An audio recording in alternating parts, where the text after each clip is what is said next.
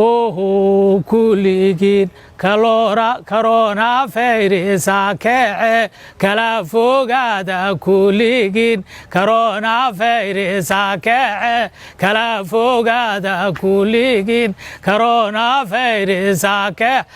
kala fogaada kuligin corona virus kece kala fogaada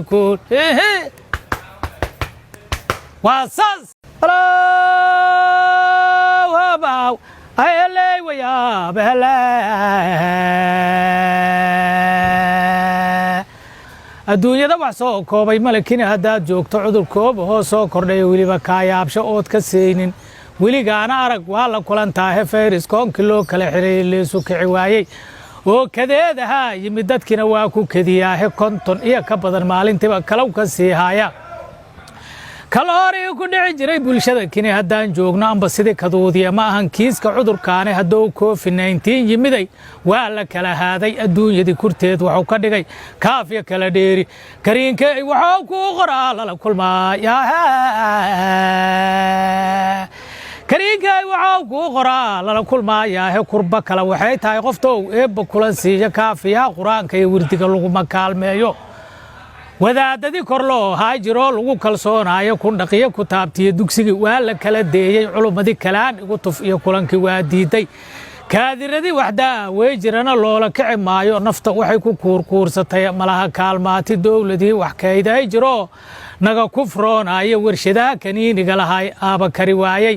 uyuu kaa karaan tiil ku jira kaydna uma yaalo kariinkay wuxuu ku qoraa lala kulmaaya kariinkay wuxuu ku qoraa lala kulmaayaahe karoonaha Soomaalidan wada kabaabiyaysan wada kabaabiyaysan ee kuftaya colaadaha ku jabay wilina kooreysan uu koonka soo kaban hadow kan ku sii faafo wacyigelintana ay kooban tahay waa kabaal birana ilaahow adaa kaamile kaliyo weyn adigaana kaalmay karoon ka codsanayaahe kariinkayna meelaan ahayn koorta uga yeeri kariinkay wuxuu ku qoraa lala kulmaaya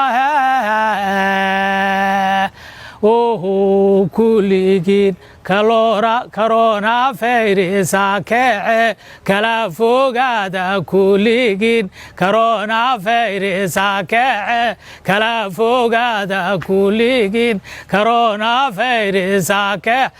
kala fogaada kuligin corona virus kece kala fogaada